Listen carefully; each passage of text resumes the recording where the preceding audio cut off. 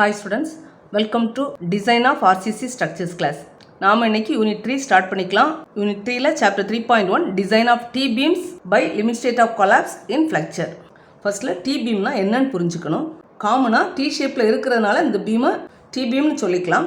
L beam வந்து inverted L ஷேப்ல இருக்குது. இந்த T beam and L beam வந்து ஸ்லாபினுடைய தொடர்ச்சியாக தான் இருக்குது. இந்த பீம்ஸ் நார்மலாக இன்ஸ்டிடியூஷன் பில்டிங்ஸ், அதாவது ஸ்கூல் அண்ட் காலேஜ் பில்டிங்ஸில் இருக்கக்கூடியது. இந்த T beamல டாப்பில் இருக்கக்கூடிய ஹரிசாண்டல் போர்ஷன் ஃப்ளாஞ்ச், வெர்டிக்கலாக இருக்கக்கூடிய அந்த பீம் போர்ஷன் வந்து வெப். ஸ்லாபினுடைய ஒரு போர்ஷன் தான் இதில் T beamல ஃப்ளாஞ்சாக இருக்குது. இப்போ ஸ்லாபும் பீமும் மோனோலித்திக்கலாக கன்ஸ்ட்ரக்ட் பண்ணியிருக்கோம். தட் இஸ் இன்டெக்ரலி அது ரெண்டுமே பாண்டட் டுகெதர். இந்த இதில் பார்த்தீங்கன்னா இந்த ஸ்டிரப்ஸ் வந்து பாட்டமில் இருக்கக்கூடிய டென்ஷன் ராட்ஸுக்கும் டாப்பில் இருக்கக்கூடிய கம்ப்ரெஷன் ராட்ஸ்க்கும் இன்பிட்வீன் ரெண்டையும் கனெக்ட் பண்ணுறாப்புல இருக்குது. இந்த கம்ப்ரெஷன் ராட்ஸ் வந்து ஸ்லாபில் தான் இருக்குது, செப்பரேட்டாக பீமில் இல்லை. தேர்ஃபோர் இந்த T beamல வந்து பீம் போர்ஷனும் ஸ்லாப் போர்ஷனும் இன்டெக்ரலி பாண்டட் டுகெதர். பீமும் ஸ்லாபும் சைமல்டேனியஸாக, தட் இஸ் சேம் டைம் தான் கேட்ச் பண்ணுவாங்க. ஸோ இதனுடைய கன்ஸ்ட்ரக்ஷனை மோனோலித்திக்கல் கன்ஸ்ட்ரக்ஷனும் சொல்லிக்கலாம். அந்த பர்டிகுலர் பில்டிங்கில் இன்டர்மீடியட்டாக இருக்கக்கூடிய எல்லா பீம்ஸும் T beamஸாக இருக்கும்.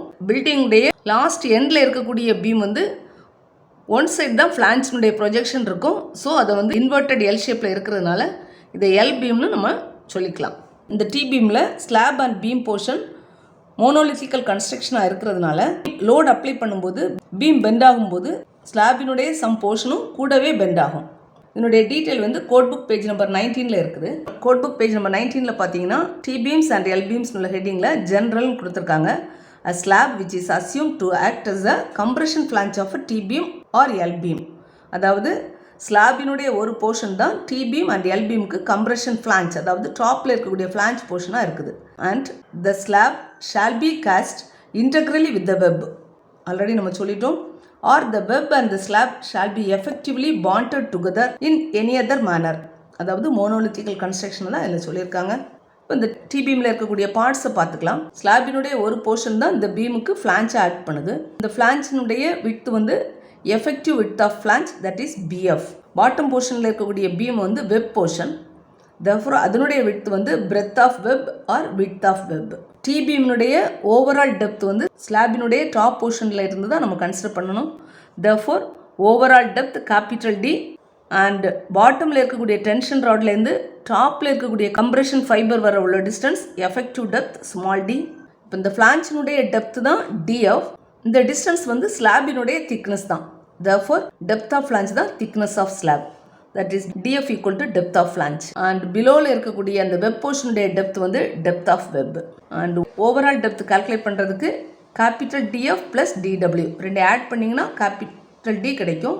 இதில் இருக்கக்கூடிய reinforcement rods, that is tension ஜோனில் இருக்கக்கூடிய ரீஎன்ஃபோர்ஸ்மெண்ட் ராடினுடைய மொத்த area AST, that is area of steel in tension. இந்த ஸ்கெட்சில் T beam and slab portion எல்லாமே கான்கிரீட் தான் இருக்கும். T beam அண்ட் L beamஸை ஐடென்டிஃபை பண்ணுறதுக்காக வேண்டி அதை மட்டும் மார்க் பண்ணியிருக்கோம்.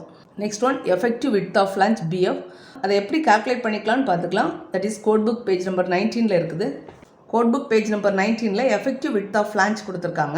The effective width of flange may be taken as the following கொடுத்து, but in no case greater than the breadth of web plus of the sum of the clear distance to the adjacent beams on either side. ஜென்ரலாக effective width of flange calculate பண்ணணும்னா இந்த ஃபார்முலாவை use பண்ணிக்கலாம். Objective type questions ஆனதுனால இந்த சென்டென்ஸையும் நீங்கள் refer பண்ணி வச்சுக்கோங்க. ஃபார் T beamஸ்க்கு BF வேல்யூ கொடுத்துருக்காங்க அண்ட் ஃபார் L beamஸ்க்கும் BF வேல்யூ கொடுத்துருக்காங்க.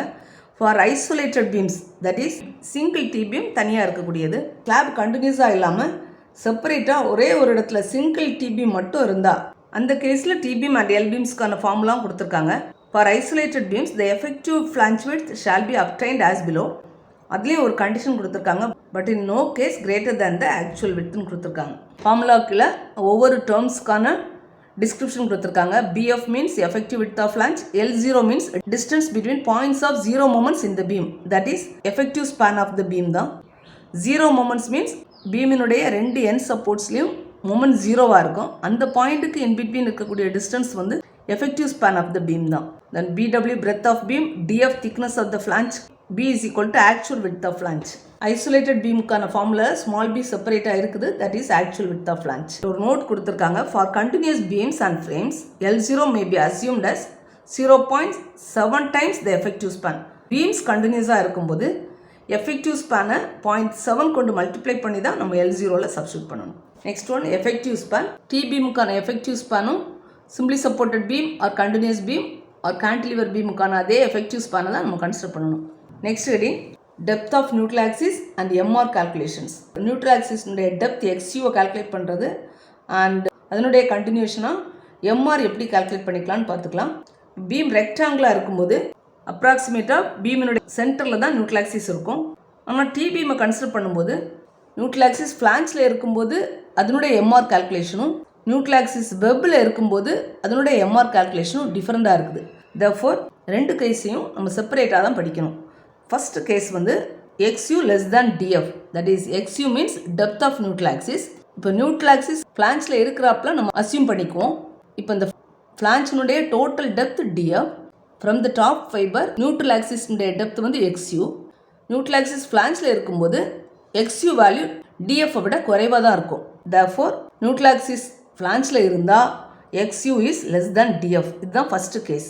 That is neutral axis lies in the flange. இந்த கேஸில் நம்மளுடைய MR calculations are same as rectangular beam. இந்த பாயிண்ட் கண்டிப்பாக நீங்கள் புரிஞ்சுக்கணும். கோட் புக் பேஜ் நம்பர் 55 பார்த்தீங்கன்னா ஃப்ளான்ச் செக்ஷன் ஒரு ஹெட்டிங் கொடுத்துருக்காங்க. தட் இஸ் டி பீம் தான்.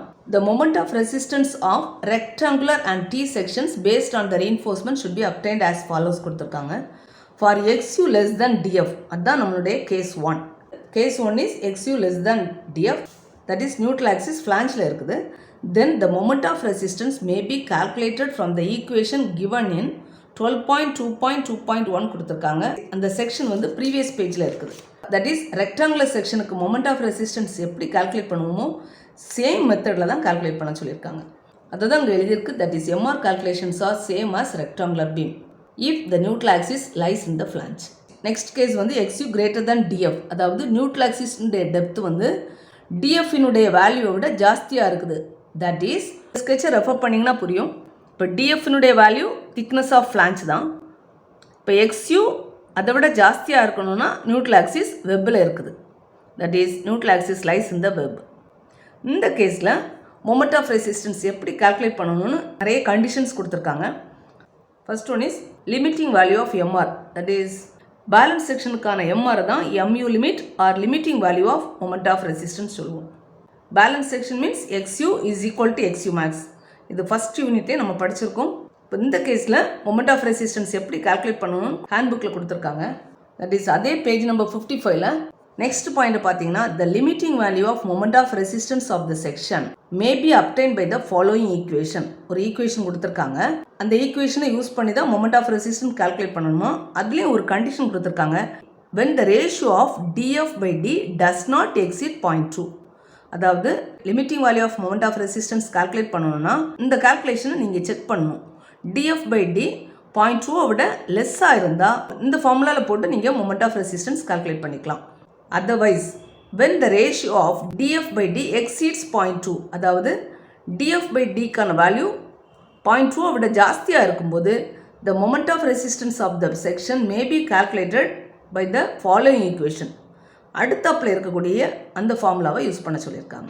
இதுலேயும் ஒய்எஃப்க்கான வேல்யூஸ் எல்லாமே இதில் கொடுத்துருக்கு. இப்போ இந்த ஃபார்முலாவில் XU max வந்து ஆஸ் பிஃபோர் நீங்கள் ப்ரீவியஸாக ரெக்டாங்குலர் பீமுக்கு எப்படி கால்குலேட் பண்ணோமோ that is which is depend on the grade of steel, அதை பொறுத்து XU max by D value கொடுத்துருக்காங்க. அந்த வேல்யூஸே நம்ம அந்த ஃபார்முலாவில் நீங்கள் அப்ளை பண்ணிக்கலாம். அதுதான் எழுதியிருக்கும்.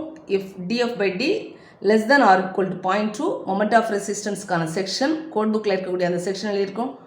And if DF by D greater than 0.2 அடுத்தாப்பில் இருக்கக்கூடிய ஃபார்முலாக்கான செக்ஷன் எழுதியிருக்கு. அடுத்த ஆப்ஷன் வந்து பேலன்ஸ் செக்ஷன் இல்லாமல் under reinforced section, that is XU less than XU max இருக்கும்போது MR எப்படி கால்குலேட் பண்ணிக்கலாம்னு பார்த்துக்கலாம். Same code book page number 55ல் for XU max greater than XU max ஜாஸ்தியாக இருக்கும்போது XU லெஸ்ஸாக இருக்குது, that is under reinforced section. And XU greater than DFன்னு கொடுத்துருக்காங்க. அதாவது neutral axis lies in the web. Neutral axis வெப்பில் இருக்கக்கூடிய அந்த கண்டிஷனில் அண்டர் இன்ஃபோர்ஸ் செக்ஷனாக இருக்கும்போது அந்த ரெண்டு பாயிண்ட்டையும் கம்பைண்டாக இந்த இடத்துல டினோட் பண்ணியிருக்காங்க. The moment of resistance may be calculated by the equations given in 12.2.3.2, that is 12.2.3.2. இந்த கண்டிஷனில் இந்த ஈக்குவேஷனை யூஸ் பண்ணிக்கணும். அதுக்கும் ஒரு கண்டிஷன் இருக்குது. when df by xu does not exceed 0.43. அதாவது df by xu கால்குலேட் பண்ணும்போது அதனுடைய வேல்யூ 0.43 விட less than or equal to இருக்கும்போது இந்த செக்ஷனில் இருக்கக்கூடிய ஃபார்முலாவை யூஸ் பண்ண சொல்லியிருக்காங்க. And moment of resistance may be calculated by the equation 12.2.3.3. அதாவது நெக்ஸ்ட் ஃபார்முலாக்கான அந்த section when df by xu exceeds 0.43. df by xu கான வேல்யூ 0.43 விட ஜாஸ்தியாக இருக்கும்போது இந்த செக்ஷனுக்கான ஃபார்முலா அதாவது லாஸ்ட் ஃபார்முலாவை யூஸ் பண்ண சொல்லியிருக்கு. in both cases substituting xu max by xu, அதாவது ரெண்டு ஃபார்முலாலையுமே xu max இருக்கக்கூடிய அந்த இடத்துல xu தான் சப்ஸ்டியூட் பண்ணணும்னு கொடுத்துருக்காங்க.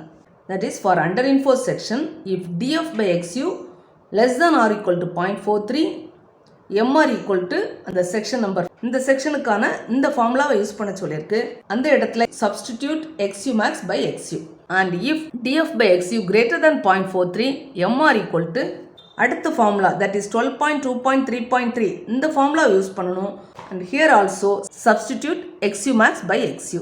ஸோ மொமெண்ட் ஆஃப் ரெசிஸ்டன்ஸை இந்த ஃபார்முலாலாம் யூஸ் பண்ணி நீங்கள் கால்குலேட் பண்ணிக்கலாம். டிபிஎம் டிசைனில் பார்த்தீங்கன்னா லீவர் ஆர்ம் டிஸ்டன்ஸ்க்கான ஃபார்முலா உண்டு. That is lever arm distance is denoted by Z. இப்போ லீவர் ஆர்ம் டிஸ்டன்ஸ்னால் உங்களுக்கு தெரிஞ்சுக்கணும். That is the perpendicular distance between the point of application of compressive force and tensile force. தமிழில் அதனுடைய டெஃபினிஷன் வேணும்னா compressive force and tensile force act பண்ணக்கூடிய அந்த ரெண்டு பாயிண்ட்டுக்கும் இன்பிட்வீன் இருக்கக்கூடிய அந்த பெர்பெண்டிகுலர் டிஸ்டன்ஸ் தான் லீவர் ஆர்ம் Z. பீம் வந்து ரெக்டாங்கிளாக இருக்கும்போது இந்த value that is C act பண்ணக்கூடிய அந்த டிஸ்டன்ஸ் வந்து xu/3. அண்ட் பாட்டமில் பார்த்தீங்கன்னா டென்சைல் ஃபோர்ஸ் வந்து ரீஎன்ஃபோர்ஸ்மெண்ட் ராட் இருக்கக்கூடிய அந்த இடத்துல தான் இருக்கும். டாப்பில் இருந்து ரீஎன்ஃபோர்ஸ்மெண்ட் ராட் இருக்கக்கூடிய அந்த போர்ஷன் வர உள்ள distance small d. therefore lever arm distance is equal to small d minus xu/3. டிபீமை பொறுத்தவரையில் கம்ப்ரெசிவ் ஃபோர்ஸ் ஆக்ட் பண்ணக்கூடிய பாயிண்ட்டை ஃப்ளான்ச்சினுடைய சென்டர் பாயிண்டாக அசியூம் பண்ணிக்கிறோம். therefore டாப் கம்ப்ரெசிவ் ஃபைபரில் இருந்து கம்ப்ரெசிவ் ஃபோர்ஸ் சி ஆக்ட் பண்ணக்கூடிய அந்த பாயிண்ட் டிஸ்டன்ஸ் வந்து கேபிட்டல் df/2.